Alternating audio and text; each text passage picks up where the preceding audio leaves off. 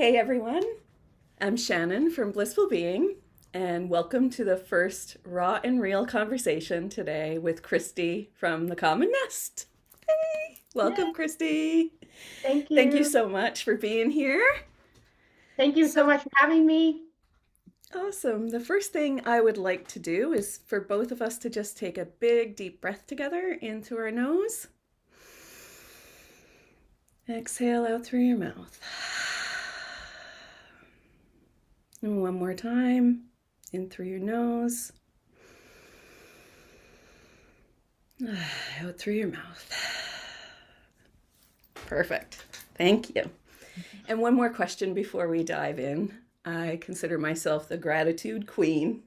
What are you grateful for today?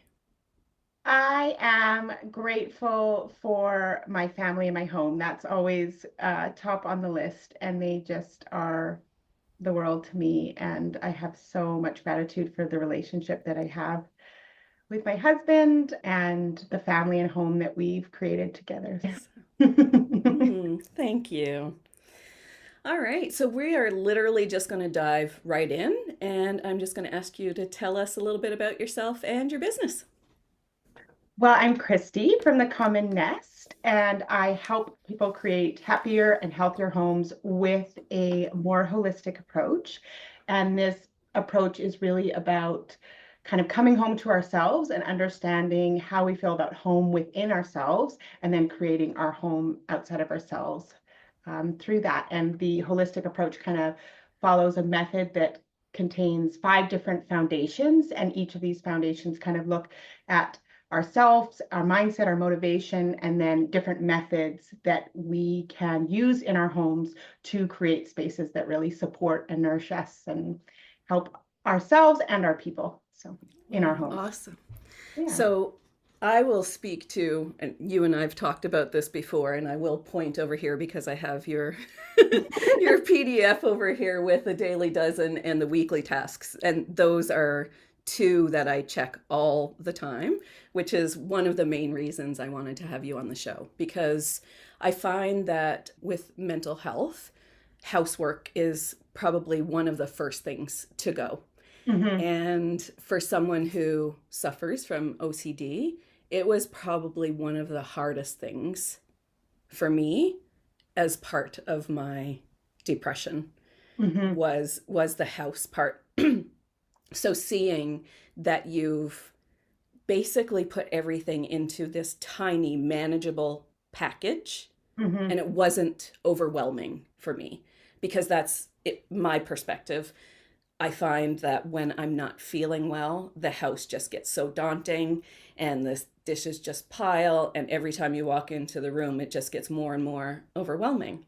Yes. And even though I'm feeling so much better than I have been, I still look at this list. The daily dozen, obviously, every day I look at it, but the weekly list, I think I've even told you, I've even changed my upkeep schedule of the house to match the days that are on your calendar. And this is, I'm a systems person too. So the Yeah. systems keep me organized and on task and accountable. And Hmm. accountability is probably one of the biggest things that gets me motivated when I'm feeling down. So the PDF, the freebie, it's the holistic home plan. Yeah. So that one was one of the first things that I got from you when I found the Mhm. Common Nest. And that's been on my bulletin board, I think I've told you, since January, and the color is faded and the whole works. But I check it every day because I know that there are things that need to be done in the house now. And I Whereas, love that. I love it. I love it that you said it. Because really, like the holistic approach is understanding there is always an interconnection between like self and our environment. So not only when things in the self might be going a certain way, that affects our environment, and then our environment, what's happening in our environment affects us, right? And so when we might be having mental health issues or really experiencing that, that can affect our environment, but also what's happening in our environment affects us. And some of us, maybe with maybe more ADHD brains and that kind of thing, find a lot of home tasks and home management to be a challenge with, the executive functioning and that kind of thing. And we do really benefit from having clear systems that are easy to use, easy to remember. That's why with the weekly tasks, I use alliterations, because that helps with some remembering to kind of keep on some weekly tasks.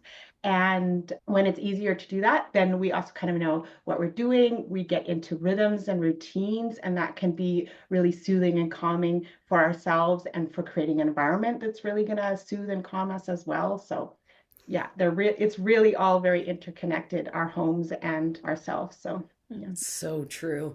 And to be honest, I never really, until I started doing personal development work, I never really noticed the correlation.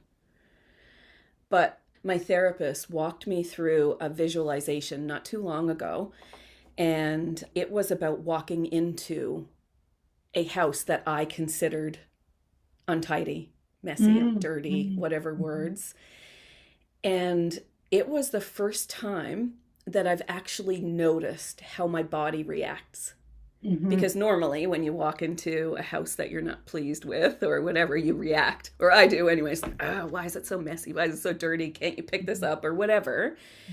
It was not the reaction stage. It was actually paying attention to what happened in my body. And for the first time, I noticed sweaty hands. I noticed my heart racing. So your house really does have an impact on how you show up in your body, how you show up as a human being, and how you live your life.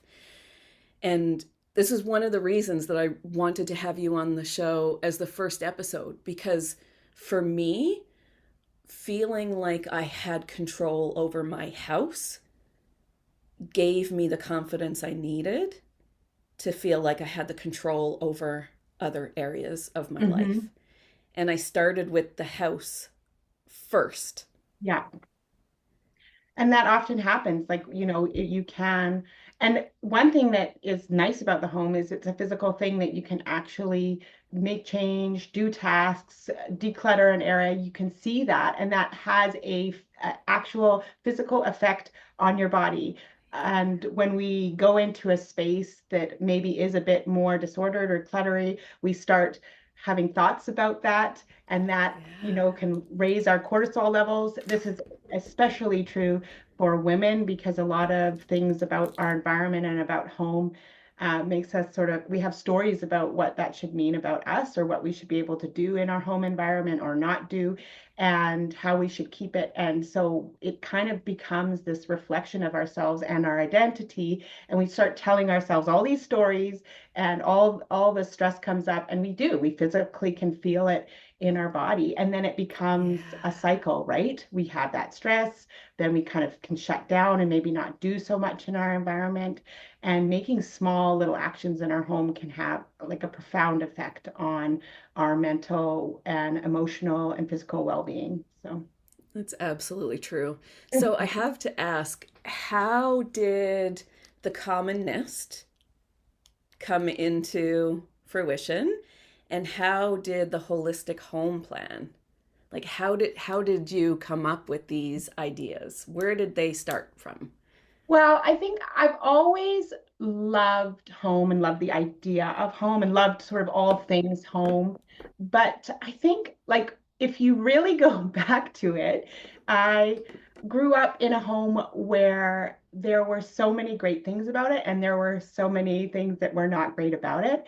And I have quite a few adverse childhood experiences, and understanding sort of how those play in, especially as I aged and grew up, and I went to college, and I got really interested in psychology and counseling psychology at school. And I really wanted to help people create the best lives that they could have, and to help them with their their whole wellness and well-being. And I pursued that for a bit. And then it wasn't until really that I became a mother and I was at home full time that I had so much of my own trauma and different things that sort of really started coming out, and noticed how much sort of dysregulation I had in the house, and how I now have 3 children, and how with the addition of each child, I got more and more sort of overwhelmed. I also got really more and more blue with each child. I wouldn't say that I necessarily had postpartum depression, but I definitely struggled with low mood when the kids were young, and I think obviously sleep was in that. And I myself needed to create systems that were going to support me and our family more. And I tried so many different things, like all the kind of the hacks and the tricks and the different things Yeah. like on the internet and the checklist and everything that I could find to try to kind of make things better, make things easier, make me feel happier, because I was kind of really struggling with the identity piece of being at home with the kids, not feeling not feeling very successful, just feeling really overwhelmed. And I kind of started to create a system for myself, and noticed how much that kind of changed how I felt about home, how I felt about myself, how I parented, how I was able to put into practice some things that were really beneficial for me. And then because I was a stay-at-home mom, I um, was in the world with a lot of other women that were mostly at home or maybe working out of the home part-time, that kind of thing.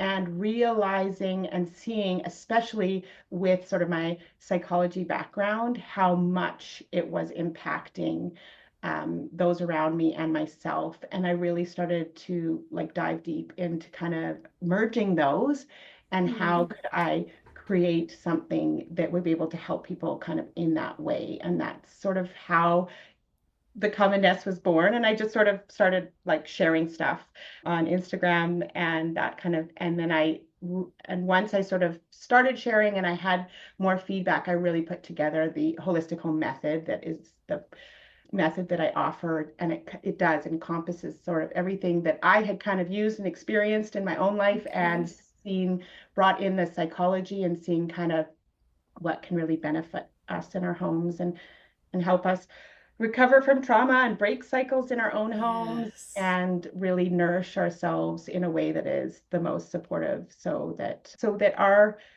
future people can maybe experience home in a different way, and have healthier relationships going forward and healthier homes going forward. So Exactly. And I think it's such an empowering it's such an empowering thing to, for me anyways, to feel that control of taking back your home. mhm. And that's what this whole process, and I say that we moved up here just a year and a half ago.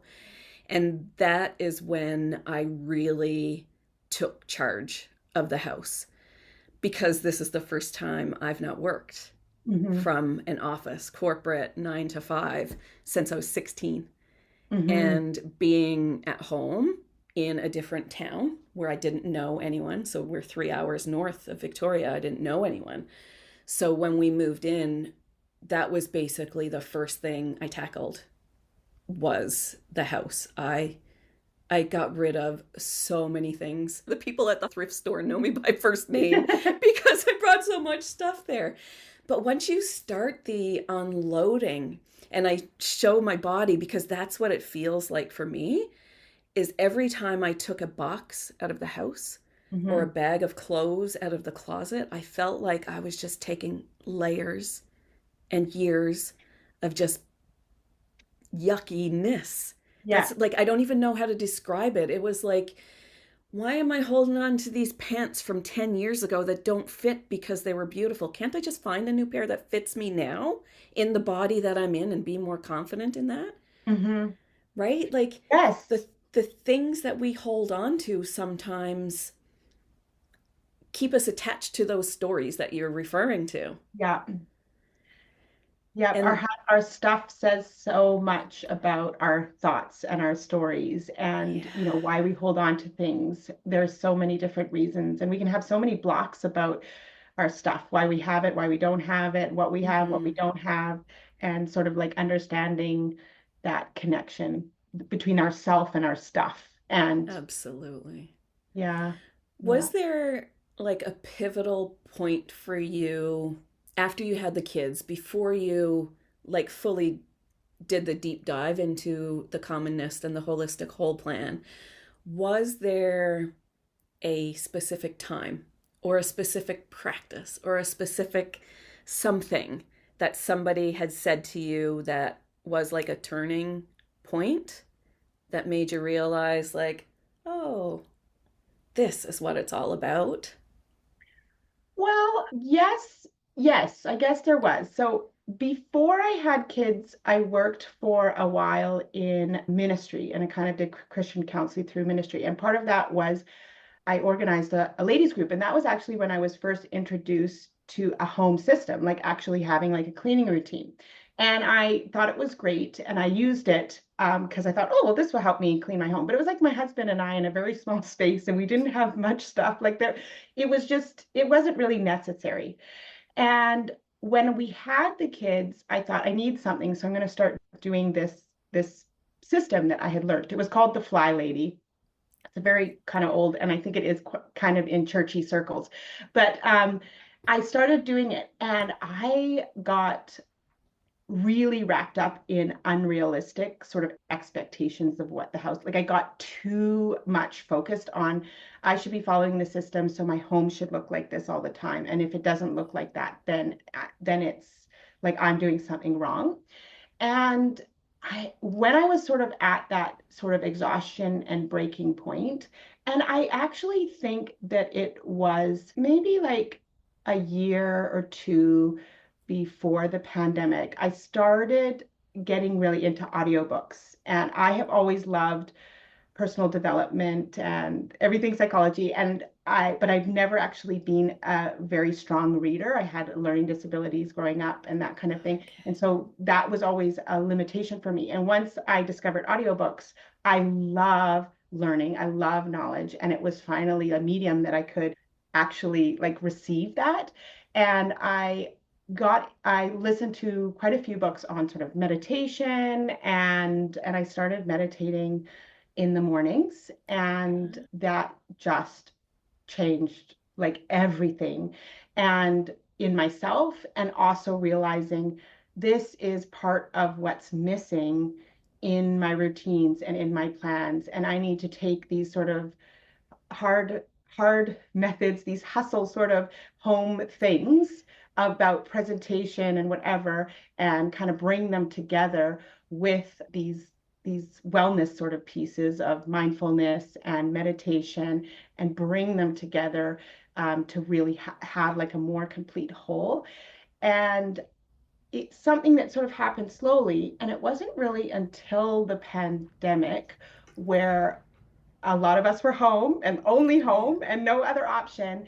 And there was lots of people talking about that experience and sharing that experience, and realizing in our home actually like how how well we did, how much of the experience was actually great and not super stressful in our home, because we had sort of created this well-rounded sort of system, I guess I'll call it. Wow. And noticing, wow, I wonder if this is part of the difference. Like, and that's when I started trying to share with the Common Nest. So I Wow. don't know, that was sort of a long a long answer to your Well, really, question. it's But there almost, was sort of that moment where things changed when I got into the meditation. And then the moment of realizing the difference was really during the pandemic, and how much we really did have a home that we loved and wanted to be in, and felt safe and comfortable and grounded, and all the great things that you want in your home. Or at wow. least we So wanted. it's almost like the awareness. You Yes, had time to slow down and be yes, mindful yes, of the home that you've already created. yeah, yeah, It's yeah. it's funny when you talk about COVID. the last 4 years has been like a blur, how Yes. quickly that has all transpired and how much has changed. I feel like, and I know this is a little off topic, but I feel like coming out the other side of COVID, like we were a hustle culture before, but I feel like now coming out the other side of COVID, we're like a fast forward hustle culture. I Mm-hmm. feel like now everything is like expedited to the nth degree, where I felt the pressure before to Mm-hmm. hustle and go and go and go.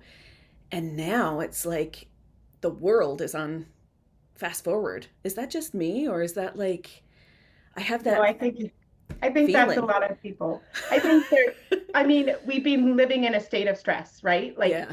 there was Yeah. so much stress. Like even if things were going really well, for a lot of people it wasn't, right? And Yeah. knowing having that collective stress, and there was so much unknown, there was so much going on. And I think that we kind of stayed in that state of stress and the reality of how we live life.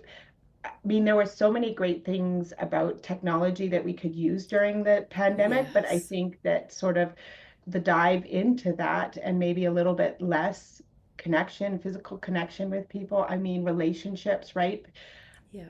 I keep on hearing that, where people are reporting sort of the highest levels of feeling of loneliness and mental health struggles and that kind of thing. And that just kind of continuing unless we pick up practices that are going to help support us in that and to maybe make some real conscious intentional shifts away from some behaviors that are really amping things up, then we'll probably like continue to stay in that sort of stress cycle. I It's think true. hustle cycle. And I believe that making these changes, even though when you're in a dark place, you want nothing more than to be able to change.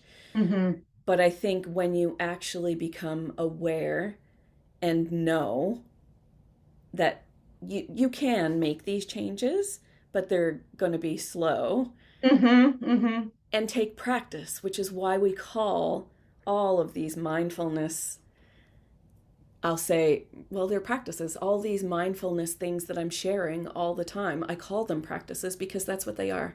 You Yeah. have to do them every day to in order to keep up with the practice, right?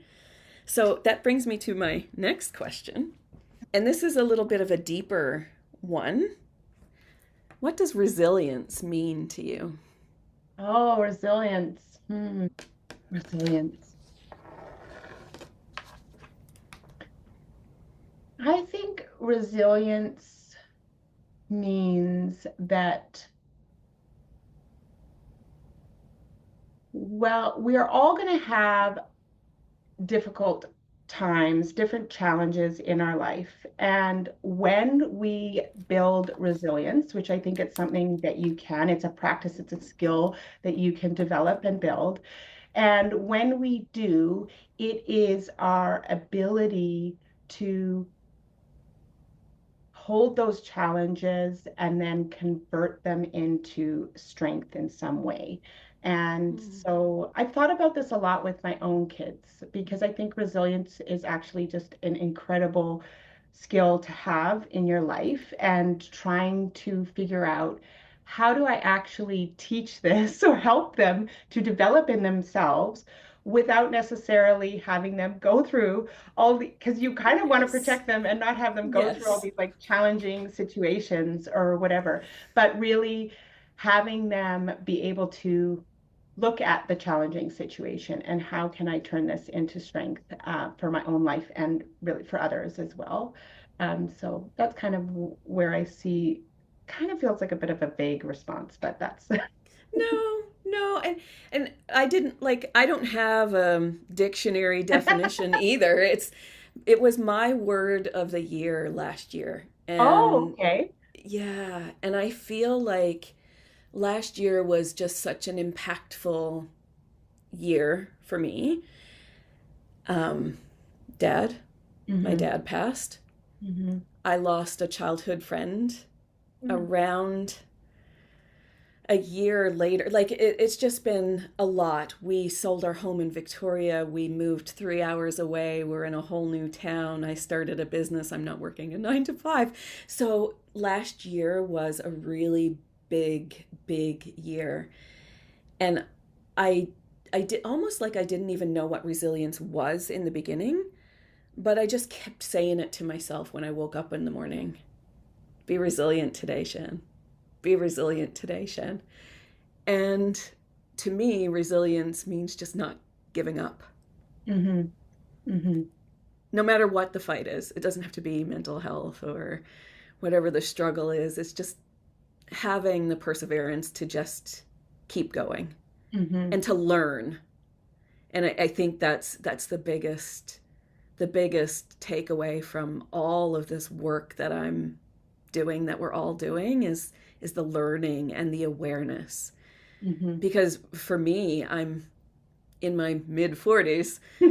I feel like I'm just learning that there are way more than 5 emotions out there.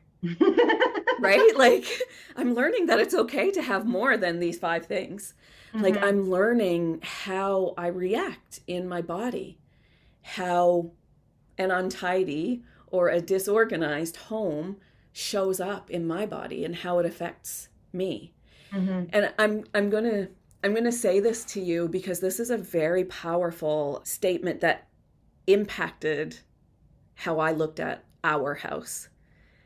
And it was when Stu looked at me and said, and my husband is the most accommodating, caring, compassionate, loving person. I am the luckiest person in the world. And I'm not just saying that. But he never ever says no. He never yells. We've been together for almost 20 years and I've heard him say my actual name maybe 5 times. Mm-hmm.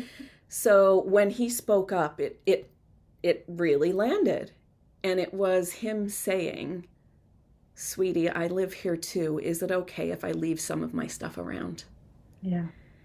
That's when I realized that my OCD was literally taking over my Mm-hmm. life. Yeah. Not just my life, Mm-hmm. our life. Yeah. And when it's not only impacting you, that's when I realized that, wow, I really need to shift how I'm showing up daily, not just for myself, but for my partner too. And that was where the house and keeping the house, is, if that's the proper terminology, that's when that all shifted for me. Mm-hmm.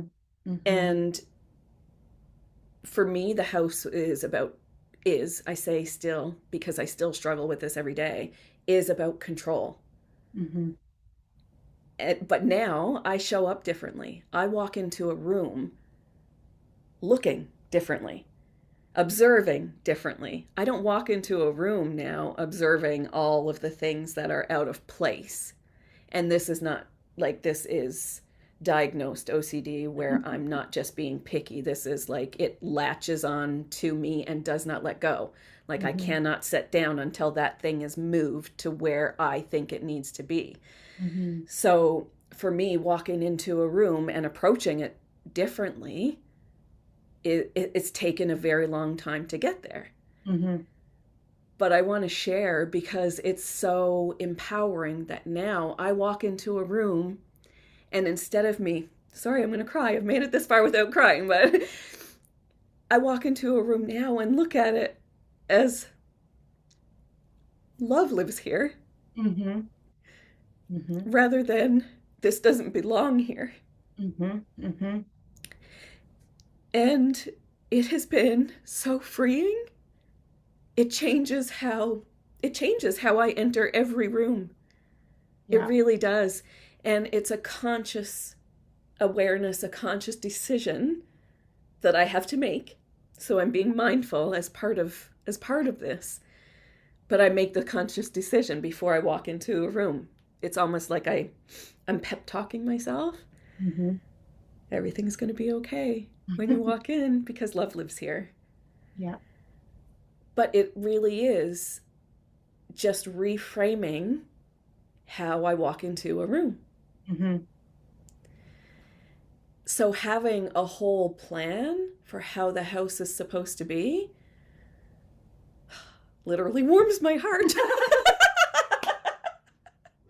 Well, we've talked about this before too, like you're specifically talking about the holistic home plans and routines, and that's sort of one part of it. But the one thing with it is that it contains this sort of understanding of cyclical living and how our homes can exist in a cycle and our routines can exist in a cycle within our homes. So it's not necessarily everything's, Pinterest perfect and all the time, every space, all at once, or that even a task is either complete or not complete, but rather in every task, everything in the home is at a different stage in the cycle. And so part of that home plans and routines is we talk about house zones, and that's kind of when we go through the home zone by zone, working on different tasks, different rooms.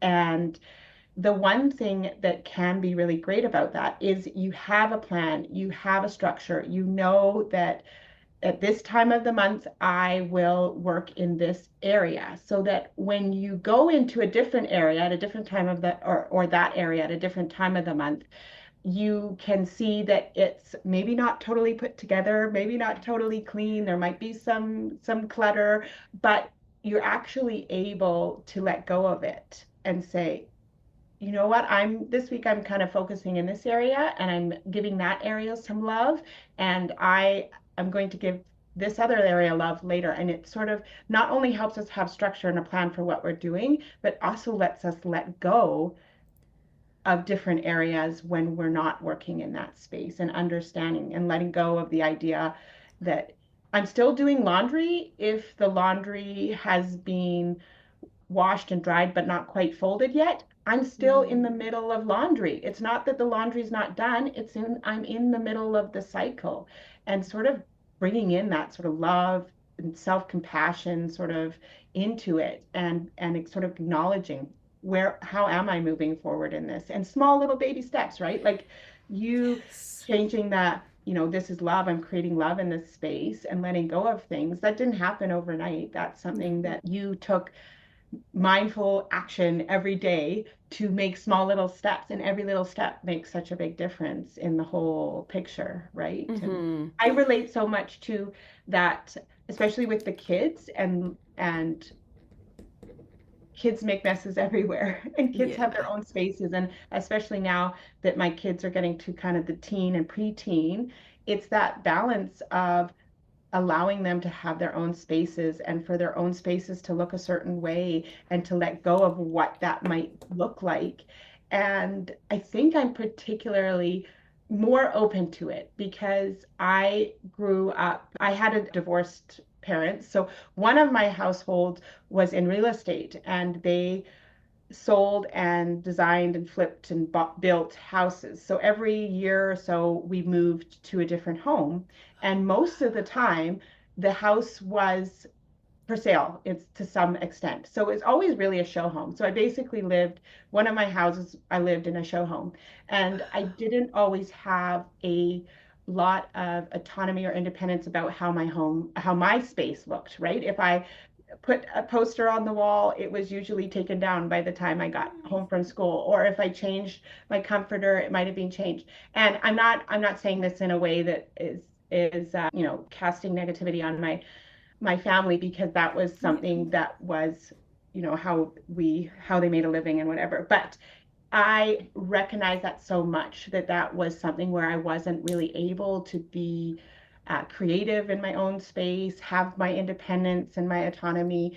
And I kind of carry that in me. And as a result, I make decisions. I see that in my kids, and I want them to have their own individuality and their creativity. And I want to create space for them to really be open to that in their spaces, but letting go of that, letting go of wanting it to control it and to have it look a certain way, has been a real challenge.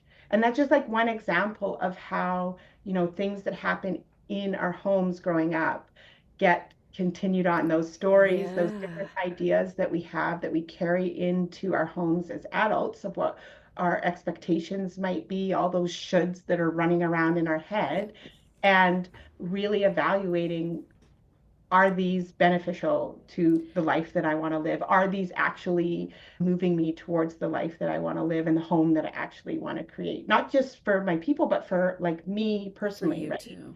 And Exactly.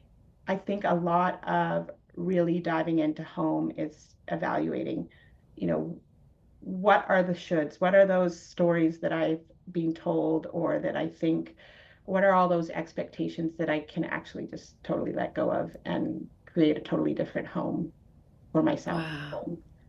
I try to not get into that though. Like, am I actually, caring, like not caring too much, but am I actually like making all my decisions based on other people? Because I definitely have that people pleaser in me, and that Yeah.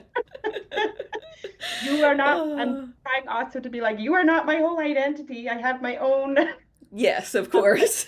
Yes, I do definitely have a, a strong call to service. I don't know if you know human design at all, but actually my incarnation cross or whatever has a strong call to service. And I noticed that that comes out everywhere and in my family the most, Uh, right? My service to my family, and not in like a patriarchal whatever, I'm serving my husband, but like true service to them. And I get so much joy and love from creating that in my small little space. And I I always love like, that. I like that to ripple out that we are going out in the world and serving others, right? In the collective. Exactly. Exactly. Okay, let's see. I do have a couple more questions, but I'm picking through them. Okay, yeah.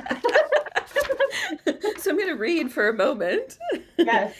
Oh, okay. So this is actually quite fitting because you now have a community as well. So I have like my next section is about community and support. Mhm. So I will ask my question first and then you can go into the answer and then share about your community too. Oh, and this one is a little bit of a deep one because I know from personal experience it's not always easy when we're in any form of dark place or any form of struggle mentally. It's not always easy to ask for help, anyways. It's not always easy to ask for help as a woman. And it's not always easy to ask for help as a woman who struggles with mental health. Mhm, mhm. So, do you have any advice for women or anyone who's struggling with these feelings of isolation and burden and loneliness and not knowing how to reach out? Because, and this is a personal projection, there were times where I didn't even call my mother. Mhm, My mhm. mom didn't know for almost 2 years that I had even been diagnosed.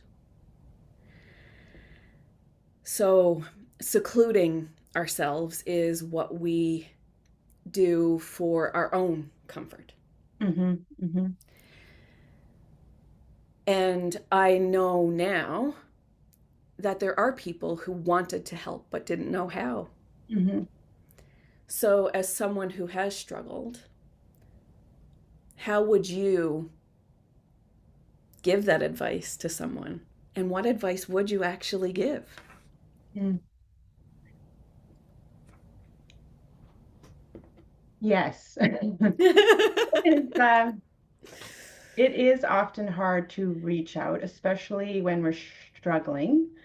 And also, if I relate it back to my own life, I have a little bit of sort of a hyper independence response to trauma, really.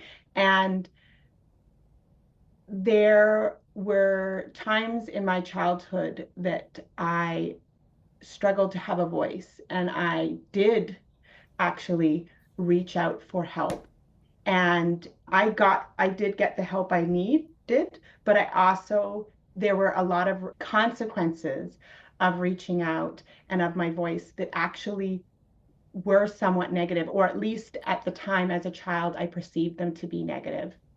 And so I noticed as I grew up, I became much more independent and thought, I can do this on my own. I'm strong enough to do it on my own. If I reach out for help or if I use my voice again, it might not, Hmm. I might not receive what I need. And I think that is a story that I was telling myself, whether consciously or not. And I think a lot of us actually do that, right? We get into certain states and, maybe have mental health issues and feel like we can't reach out, or if we do, maybe we'll be disappointed because we've been disappointed in the past or something like that. And I think that really it's still about courage and bravery and leaning into using our voice when we need something for ourselves. And so reaching out, and that doesn't have to necessarily mean that we're taking these huge steps. I always love these baby steps, but really getting the support that we need. And most of the time, that's in some sort of community relationship, right? And whether that's one person or it's a group of people. But if there is a small step that you can take to reach out to trying to find the help that you need or the support that you need, and really leaning into the courage and the bravery that's needed to do that, right? And it could be confiding in a really close friend with something really small to start, and opening up sort of not even the door but like the window. Mm-hmm. Right, and then slowly opening it wider, and then maybe you're more comfortable to go in through the door and then sit in the living room and see how the living room feels.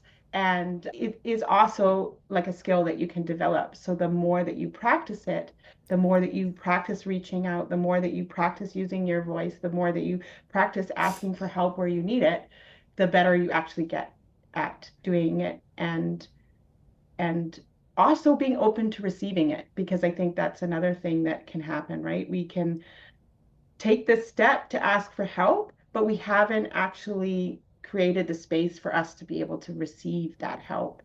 Yeah. And so kind of working on both of those. I don't know, that wasn't really like a particularly practical thing except for just take a small step towards it. But You know yeah. what, though? That is the most practical response. It really is. One small step. Yeah. Because I just shared yesterday on Instagram, it took me 15 months to cross the suspension bridge here. And it Yeah, was the same sort of progress. I walked there every single week. And yeah. every single week I would get closer to the suspension bridge. And literally at the end, like before Christmas last year, I was setting right on the edge. Not crossed, but I was setting. And I really think that is the best advice, is the one small step. Because it's not so overwhelming Mm-hmm. when you look at it from being in that place. If you had to say, oh, go outside today, that's going to be overwhelming. Mm-hmm. But one small step to get you closer to that goal, yeah, that is perfect advice. I love it. Thank you. Okay, one more question, and then I have a final question for you. Oh, but we didn't talk about your community. Okay, so we talked Yeah, no. about, yes. So we didn't talk about your community yet. You know what? Because I didn't look at the time when we hit the record button. So I just don't want to go for too long. Yeah. But let's talk about your community, because I will add that to the show notes as well. But Christy started a community recently as well, right? Yes, yeah.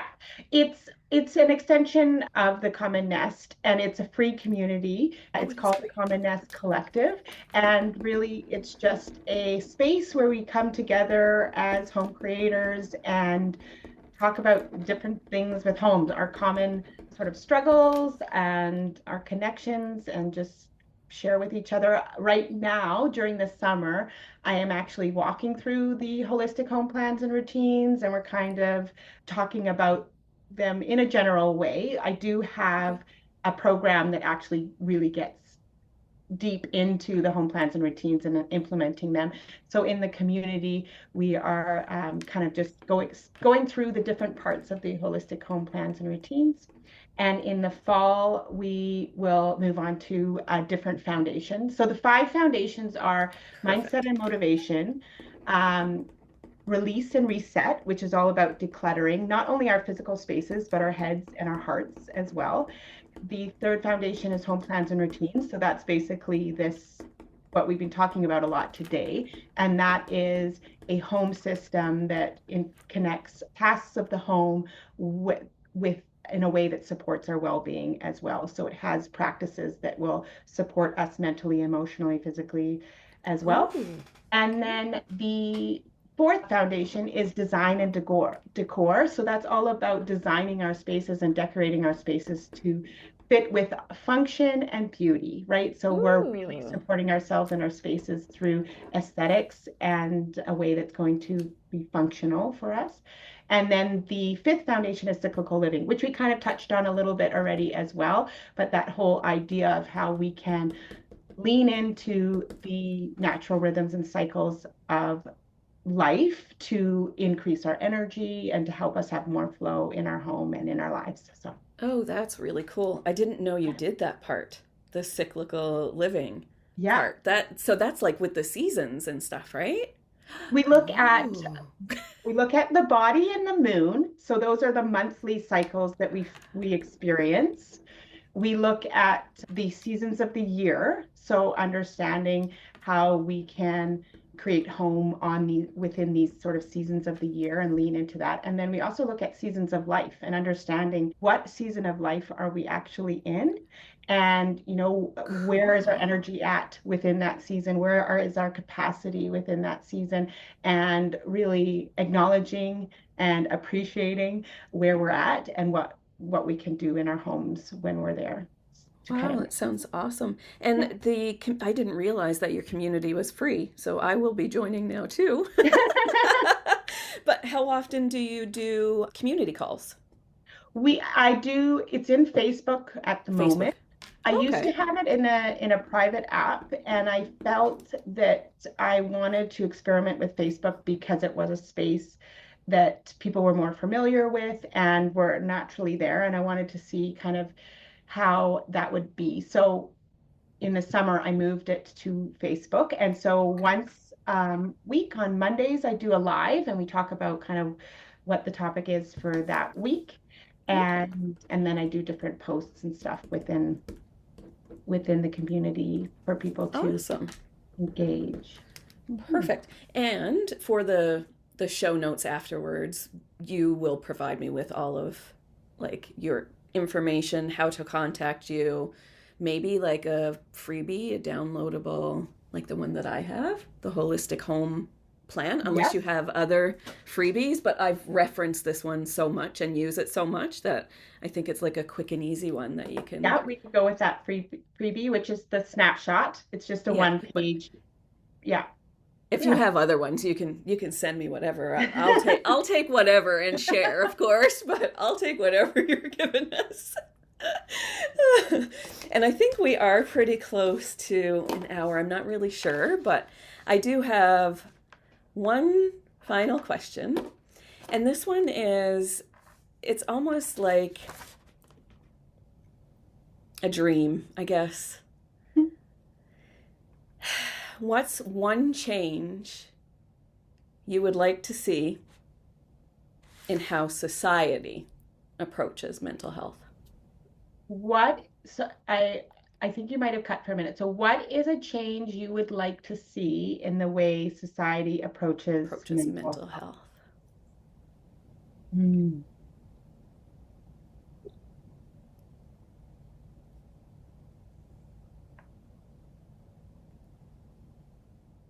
Well, I think that we have strides in taking away some of the stigma to do with mental health and to have open discussion about it. And I would love for, it's hard because I do spend quite a bit of time on IG and social media, Yeah. and I feel like sometimes when we talk about it in those spaces, it's, short little snippets or kind of flashy, and it has to present in a certain way. And I would just love to talk about mental wellness as a society in a way that we really prioritize and consider our whole wellness, our whole well-being, and how our mental health is part of that, mental, emotional, Yes. physical, social, and really having a greater understanding of all these parts that are at play, and working towards not only having a balance within ourselves, but these parts, but encouraging them and supporting them in other people, this wellness, and having a real compassion for ourselves, where we're at in our own stages of wellness, but also where others are in their own stages of wellness too, and just really seeing people and seeing ourselves where we're at, and not judging it, not criticizing it, but real love and compassion for ourselves and for others in where we are in the stage of complete whole wellness. So Oh, I love that, Christy. I love that because I really think that kindness and compassion are two of the most underutilized mm, characteristics of any one person. mm-hmm. We are so quick to judge other people without knowing anything about their story. Mm-hmm. Mm-hmm. And ourselves, like, I mean, Yeah. that judge is so, it's so strong for so many of us about ourselves and about others. And yeah, it's just Being kind. Just be being kind kind. to yourself. That's where you start. Because I think really when you start being kind to yourself is when you start to feel the ripple effects everywhere else. Yeah, yeah. And when you're kind to yourself and you care for yourself with practices with kindness and compassion, and you treat yourself with kindness and compassion, that's what you start creating in yourself. And it's like the cup that starts Yep. overflowing, right? When you get squeezed, when you get pinched, when you get overwhelmed, what's overflowing out of you? And if you can, cultivate enough practices that are really getting into that self-love, compassion, peace, real understanding of your actions, and why you might react a certain way, and let that sort of, the whole like self-regulation, all that sort of stuff, just Yeah. really leaning into that. And I think that would just change the world I agree. if more And I people were able to care for themselves, really. Yeah. it's true. And I think a lot of the caring for ourselves, and especially, and I know I'm generalizing here, but especially as women, we tend to put ourselves on the back burners and take care of everybody else first. Mm-hmm. So it's a good reminder for everybody, really, not just women, but it's a good reminder for everybody because we are really the only people who can take care of ourselves. Mm-hmm. So if we don't speak to ourselves kindly, how can we speak kindly to other people, right? And it's not selfish because it It's ripples out, not. right? It So does. it sometimes we might be less inclined to do it because we think, oh, well, we shouldn't just focus on ourselves, or it's selfish, or we've been told that it's selfish, but just recognizing that it actually is for you and for others. Yeah. Yeah. Yeah. Awesome. This is fabulous, Christy. Thank you.